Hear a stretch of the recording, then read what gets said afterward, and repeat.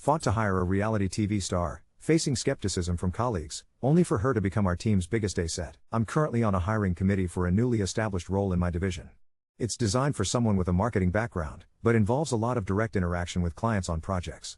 This person will manage a team within our marketing department, and it's a relatively senior position. We've had our first set of interviews, and one candidate stood out particularly in terms of her experience, practical skills, and overall demeanor. Although I can't say that she's unequivocally qualified over the others, it seemed pretty clear that she should be brought back for a second round. After her first interview, she received very positive feedback and seemed like an obvious choice to return. Yesterday, however, one member of the committee mentioned that a quick Google search of her name brought up that she had been a cast member on a reality show about a decade ago. Admittedly, the show is not one remembered for its tastefulness. Think along the lines of The Real World or Jersey Shore. This news seems to have soured most of the committee on her, and it doesn't look like she'll be brought back. They're arguing that someone who will serve in a public and managerial role should not have this type of history, and that her atypical first name means that a client or coworker will likely remember her from the show. I'm unconvinced. I think that her qualifications are such that she should be considered, and that a qualified applicant should not be blacklisted indefinitely because they were on MTV once in their 20s. A few are also unhappy that she left this off of her resume and didn't bring it up to us in the first interview, which I find a bit ridiculous. It isn't related to her professional experience, and she shouldn't be tasked with casually bringing it up each time she's in the running for a job. That being said, I'm easily the most junior member of the hiring committee, so I don't know if this is something I should spend capital on, but I feel like rejecting this candidate outright for a year's old action would be unfair to her. At the very least, she deserves to be brought back in and be asked about this part of her past. How can I advocate for her, or should I bother? Any help would be greatly appreciated. Comments: no one on the hiring committee knew who she was until someone Googled her. That doesn't sound like she is particularly recognizable. And with the number of reality TV shows and how long it's been around, I don't think it's that shocking to run into someone who was on a show at some point. I think taking her out of the running is a big overreaction. Guy incognito, it's also important to remember, and let your hiring committee know, that the job of the people who edit these shows is to create a story, character arcs, etc. It's easy to make someone look bad by editing out a few moments. Think making people stand for 2 hours, filming them looking tired, but then splicing it as if they are reactions to someone talking that minute. But I agree, unfair to the candidate. Mechanical pencil, I think this is a no-win situation for the candidate. If she had put this on her resume, the hiring committee likely would have wondered the reasoning behind it. Why does she think being on show X is even relevant to this position? Because she hasn't, she's now in this position of but why didn't she tell us? Ashley, being a young person on the hiring committee, I agree this may not worth spending a lot of capital. If you have watched the season and know they weren't known for horrible comments, I would probably push back slightly, but if she isn't the best candidate, I doubt I would waste too much capital. It is also worth noting it could help get in her a few doors for reality-obsessed clients. Personally, I would be a little curious, Google them if I found out, get bored and move on to actual work matters. We'll say fantasy Frank. So, I was on a reality TV show about a decade ago. It was roughly in the real world mode, though I always think of it as The Real World meets The Amazing Race meets My Fair Lady. I even got portrayed as kind of an egotist, but I was given an opportunity to be contrite and forgiven in the welcome back finale. And I have that fact, that I was on the show, not the egotist part, on my resume. In the catch-all of additional information, alongside having been the Hugo Awards administrator and my experience as a programmer, I'm not in that field anymore and I don't list any jobs, but it's surprisingly useful to mention that I can code. I have found it to be an absolutely fantastic job interview icebreaker. I can't tell you how many interviews I had where, toward the end after the raw facts finished up, had the interviewer soften their stance a bit and say, so I have to ask you about reality TV. I also developed a pretty good patter about it. My mother compared it once to my doing summer stock. I went away for a few weeks, did this thing, and came back to my real life thereafter. I was also a year out of college, working in coding, and the following year I started law school, so all the interviews I went on after that got it shunted into the mental before becoming a lawyer phase. Of course it's hard to gauge these sorts of things, but certainly I was never told that my stint on TV was why I got rejected from a job, and I am at a job I love and that seems to love me, and definitely has public-facing elements. So, yeah, LW, I have to say that your committee members sound very prudish, actually. Maybe I can see the why didn't she mention it factor, maybe, but still. A decade is a century in reality TV terms. Nobody is going to remember unless they go looking, and nobody is going to care if they do. I only keep mine on because it makes for great story, not because I think I'm obligated. After reading your response and the comments, thank you everyone, I decided this was something I should stick to my principles on, or risk feeling later like I didn't make use of my position in the moment. I shamelessly memorized the script you provided and went to bat for the candidate in our next meeting. She ended up making our second round list after a little more of my pestering, with the caveat that she would be asked in her next interview about her time on the show and any professional implications it had on her. In the first 5 minutes of her next interview, someone on the committee asked her about it in what had clearly been a very rehearsed and somewhat accusatory question. A lot of comments were wondering why the rest of the committee was so much more hung up on this little detail from her past, and in retrospect I'd blame a lot of it on age and cultural differences. All other members were 15-20 years older than myself, and seemed to think of reality TV as a very trashy genre without giving consideration to the differences between shows. We're a pretty formal office, and I can't imagine any of the people in our meetings. I remember the concern hanging thick in the air, some on the team openly worried about hiring a so-called party girl. It struck me just how loaded that phrase was. There was no male equivalent, no shorthand that seemed to ruin a man's chances of being taken seriously in quite the same way. As the only female VP, I felt a heavy responsibility to challenge that language right then and there. The reminder was necessary. Our office is not a nightclub, and someone's youthful appearance on a reality show a decade ago doesn't mean they'll be dancing on the reception desk if we offer them a job. We've all made decisions in our 20s. She, for her part, had clearly answered these questions before. When asked about her time on the show, she was honest and impressive. She explained how she'd been approached in college, decided it would be a fun and unique experience, and had done nothing on camera that she couldn't admit to as a working professional now. More than that, she spoke about how her introduction to the show's marketing planted seeds for her interest in the field. She didn't dwell on her TV past longer than necessary, clearly knew our company, and answered every question, thoughtfully. She soon accepted our offer. 7 months have passed, and all I can say is thank goodness she's here. She's proven to be one of our best hires in recent years, and I look forward to every meeting she leads. She's also been refreshingly candid about her reality TV days, and now I know more than I ever thought I would about the backstage workings of that world. Her unique first name makes her memorable. She's even been recognized by clients, but the reactions have all been positive. Not only have we avoided any fallout, but if anything, she's been a benefit to the team. What's most rewarding, though, is how this has impacted my own standing. Since her stellar performance, several higher-ups, some considerably senior to me, have quietly thanked me for my insistence on hiring her. I'd originally been concerned that standing my ground might cost me political capital at work, but if anything, it's earned me more respect and influence. The best part of this unexpected journey has been proving that believing in people, not tired stereotypes, is always the best investment. I thought my last update would be the end of this saga. Then her season dropped onto a major streamer's front page. It was a quiet Tuesday morning. I had just settled in with coffee when a coworker slacked me a screenshot, her face, 22 and sunburned, beaming out from a new-to-stream carousel. Within an hour, our office group chats were a hum of "wait, is this?"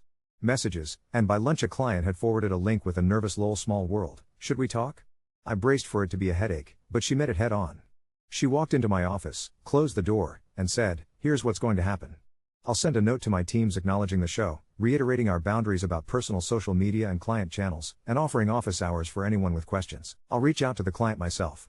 She'd already drafted the email. It was 3 short paragraphs, level-headed and practical, and it landed exactly how we needed it to. In the office hours she ended up talking less about herself and more about the mechanics of editing and narrative, how producers build beats, how a throwaway comment filmed on a Tuesday becomes character definition on a Sunday. People left that room with a professional vocabulary for something they'd only understood as gossip. The client call was the kind I dread, 2 senior people on their side trying to be jokey while fishing for reassurance. She didn't apologize for existing or pretend it was nothing, she simply reframed it.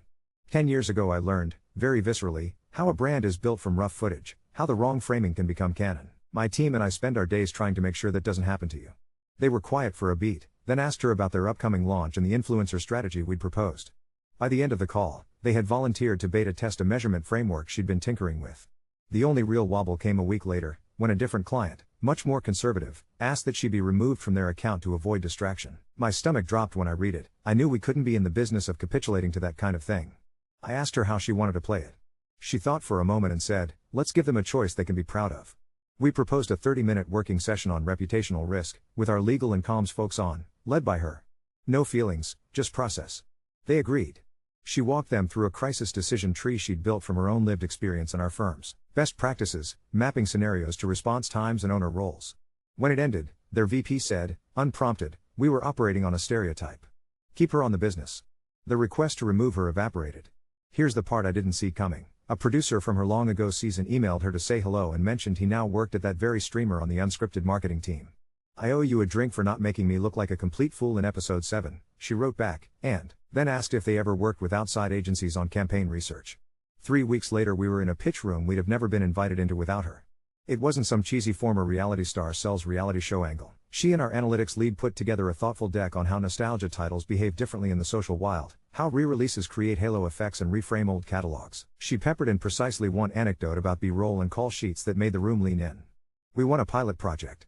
When we got the sow, our CFO wandered over to my desk and said, almost sheepishly, "I think I owe you lunch." Internally, the ripple effects went beyond the work. The manager who'd been the most vocal about party girl concerns months ago stopped by my office after the streamer win and, in a not-his-style move, admitted he'd been wrong. "I underestimated her," he said, "and also the way our clients would respond." He asked if she'd be willing to do a short training for our managers on evaluating public-facing candidates fairly without turning interviews into background interrogations. She agreed on the condition that it be framed as a broader discussion on digital footprints for everyone, not a cautionary tale. It was the best training we've run in recent memory, and it gave us language to differentiate between actual conflicts and mere fainting couches. Of course, there were bizarre moments. An intern set a Slack reminder to tell everyone when her episode dropped, and she laughed and asked them to channel that energy into a tracking doc for a client. A tabloid blog posted a "Where are they now?" with a screenshot of her leading a meeting in our conference room, and our facilities team learned what takedown notices are. A former castmate DM'd her to ask if she'd look over a contract for a sponsored post. She connected them with our legal clinic volunteer program instead of wading in herself. She never let any of it become the center of gravity. The best day, though, was the one that made me realize how fully the narrative had flipped. We were in a quarterly business review with a big client, and their CEO, a woman who has been in boardrooms longer than I've been alive, looked at our team and said, "I want you to know, the reason we went so big with the launch last month is because your team understood what the internet would do with it. I have been in front of cameras for 30 years. This one knows what happens when the red light turns on." She gestured at the woman we almost didn't even bring back for a second interview.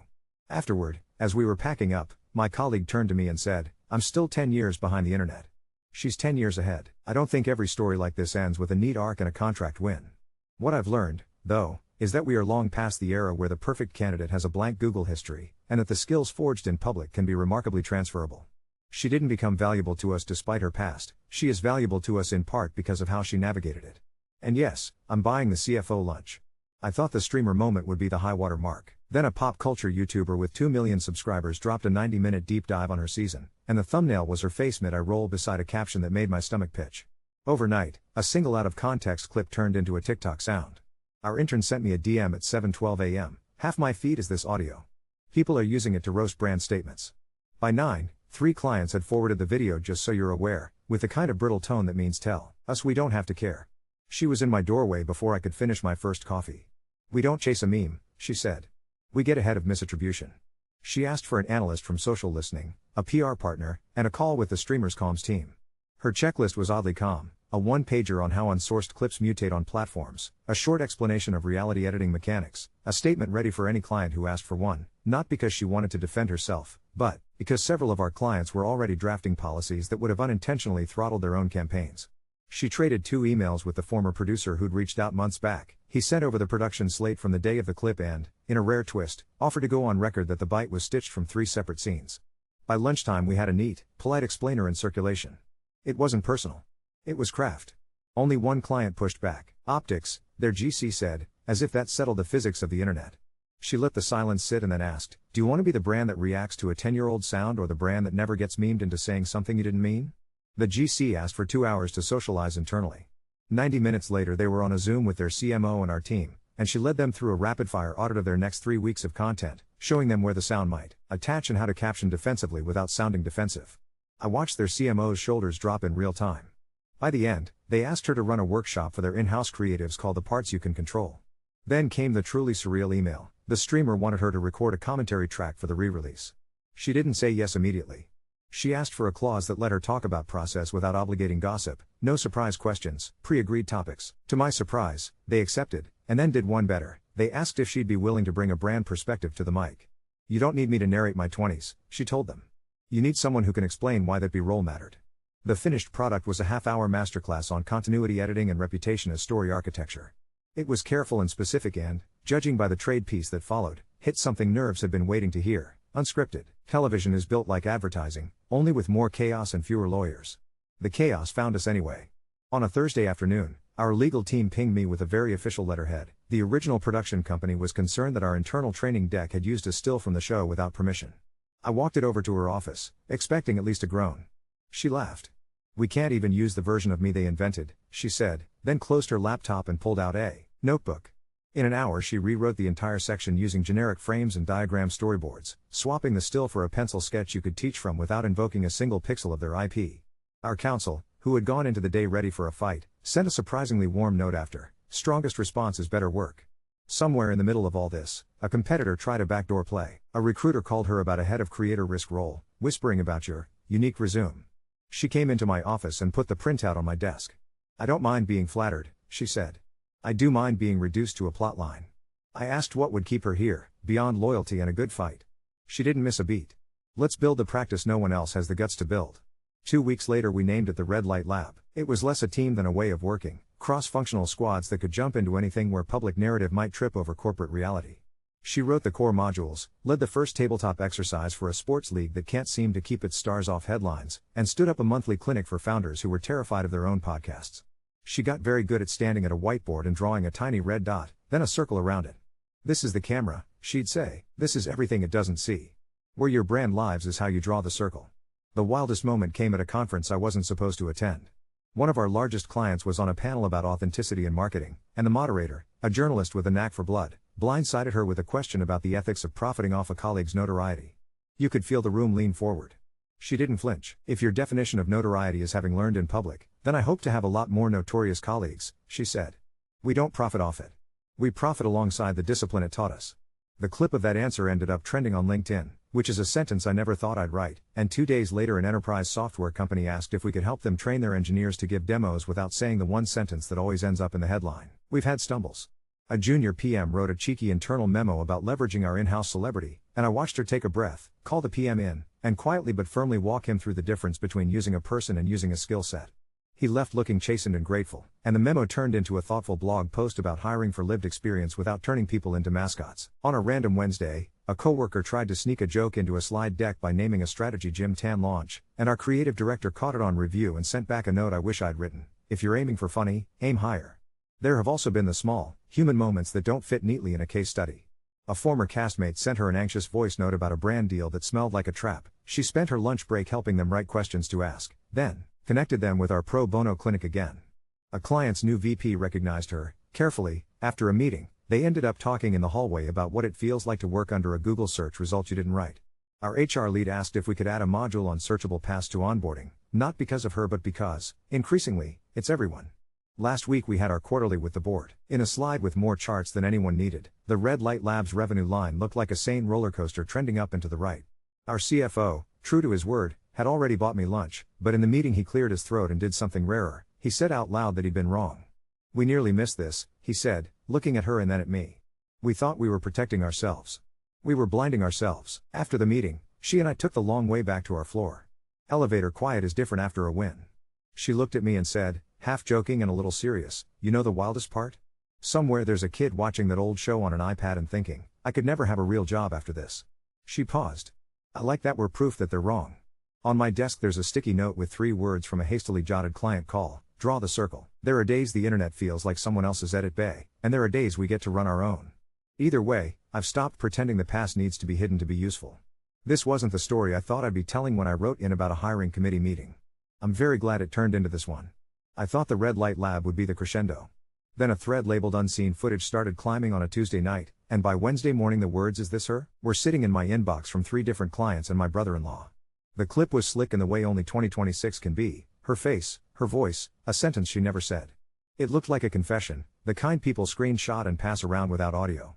A decade-old party dress, a mouth shape you could map frame by frame. My stomach did that elevator drop thing. She walked in, set her phone face down on my desk, and said, that didn't come out of my mouth. There's a tone people get when they're asking you if you're sure, but trying to sound like they aren't. I didn't have to use it.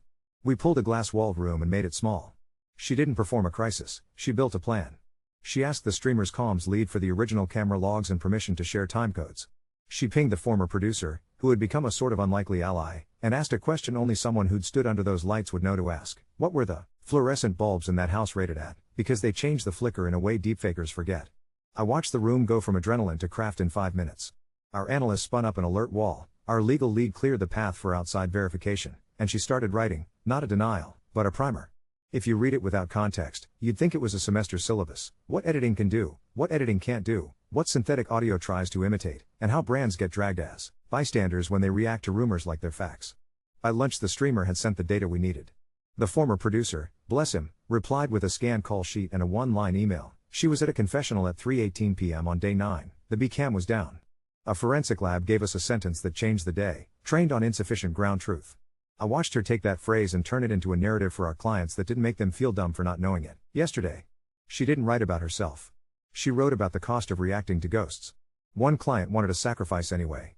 Given the headlines, can we bench her from our leadership meeting? The COO wrote, trying to sound like they were doing us a favor. She asked if we could get on the phone instead of writing back and, when we did, asked the COO to walk her through their policy on synthetic media. There was silence, then a phrase I've come to recognize as honest: we don't have one. She offered them ours. Not a generic crisis comms 101, but a real, boring, necessary set of boundaries about clip provenance, pre-approved phrasing, and what happens when an employee's search results and the news cycle collide. We'll show you where to put your red lights, she said. And where you don't need any. The next day we put out our first client memo with the phrase content credentials in it and did something I am absurdly proud of. We didn't talk about her once. We showed a diagram of how content flows through the internet, where tags fall off, where they can be stitched back on, and where brands get pulled into black holes that look like conversations but are actually performances. It read like plumbing. It worked like plumbing. The memo got forwarded to an agency we've never partnered with along with a request I didn't expect. Can you help us gut check a COO's Hill testimony? Which is how, 3 weeks later, she was whiteboarding behind the scenes, at a congressional staff briefing, not as a symbol but as a practitioner, drawing her tiny red dot and the circle around it and explaining to a room full of counsel what actually happens when the little light goes on. Meanwhile, the production company behind her old show decided to ride the wave and announced a reunion special. They reached out directly, the way you do when you hope history will soften someone's memory. She didn't flinch. I will not sit on a couch and let you turn my 30s into exposition, she said into the phone, very calm. If you want me behind the camera and on the paper. They blinked. She proposed an ethics rider that covered basic, humane things reality television has historically been terrible at: a mental health clinician on set who isn't on payroll, clear compensation for background people who end up front and center, a release that doesn't make 20-year-olds sign away the right to say, later, that edit wasn't true. To my private astonishment, they accepted most of it. Not because they'd suddenly grown halos, but because a streamer's legal team had started asking the same questions. She agreed to consult for 1 week. I'm not going to be a plot, she told me. I'm going to be a stop sign. We stumbled once, in the kind of way that doesn't make the decks. An internal email thread with the subject line reunion spiraled into a game of telephone. Someone misread a screenshot, someone else assumed she was going back to TV. It needed air. She sent a company-wide note that I wish I could teach, 3 paragraphs, more about line drawing than story. There is a difference between participating in a machine and adjusting its gears, she wrote. I will do the second, carefully. The Slack channel that had been making jokes pivoted into sharing articles about consent in media. HR asked for a new module in onboarding that covers not only what to disclose, but how to think about what other people may be carrying quietly in their searchable shadows. The Red Light Lab grew up fast in those weeks. We stopped thinking of it as a special projects badge and started treating it like a lens. A sports league had an MVP who couldn't stay away from live streams. They called us to run a content tabletop before opening day. A healthcare client wanted to brief their surgeons on how to talk to camera without violating privacy and without sounding like robots. A startup CEO kept saying off the record on recorded spaces. She wrote a checklist with 7 verbs in it that changed how they speak. None of it was glamorous. All of it felt like building useful furniture. Then the invitation landed that made the whole floor go silent. The Academy of Television Arts and Sciences asked if she would serve on a working group about content authenticity standards for unscripted. It wasn't a headline, it was paperwork and definitions and small, incredibly consequential fights about what words mean when you put them into contracts. She said yes, and then asked if she could bring a brand brain to the table.